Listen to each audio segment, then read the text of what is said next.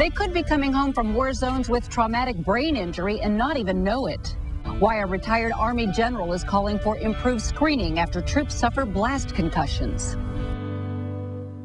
There are growing concerns our troops and veterans may be suffering from traumatic brain injuries and not even know it. A study just released reveals that exposure to bomb blasts could cause the same type of debilitating brain injuries in our troops found in professional athletes. As Allison Burns reports, experts are calling for better screening for troops and vets who may have been through what's called a blast concussion. All right, put that on.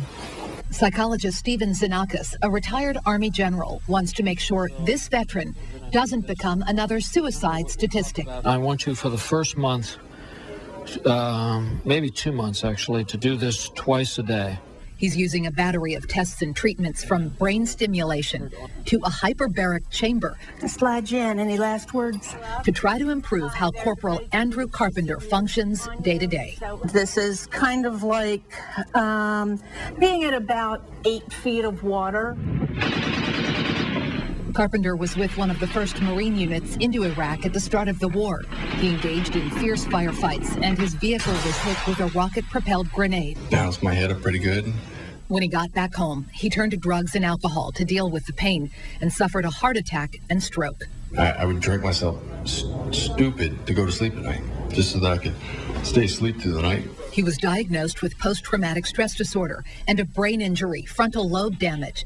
He was declared 100% disabled. He can't work and says most of the help he got from the Department of Veterans Affairs involved prescription pain drugs and antidepressants. They're not trying to fix it or, make it go away. They're just trying to ease the pain, if you will. The pressure is on to find new treatments. This chart from the Department of Defense shows the skyrocketing number of brain injuries. Experts believe the increase is due largely to more aggressive efforts to diagnose and deal with concussions in the battlefield over the last few years.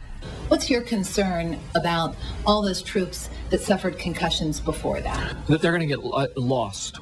Dr. Xenakis worries more veterans will give up and suicides will increase. He's calling on the VA and the Defense Department to expand the use of brainwave tests on the last two to help identify injuries in more veterans and use more comprehensive treatment programs to help them get better. Andrew Carpenter isn't sure his treatments here will work, but he has hope, something Dr. Xenakis wants to make sure every veteran can access. I think we've got to look back and find a way to bring them in. The VA and Department of Defense have become more aggressive about dealing with traumatic brain injury in recent years, conducting post-deployment screenings and launching hundreds of research studies. But a recent congressional investigation found there is still no coordinated approach to the problem.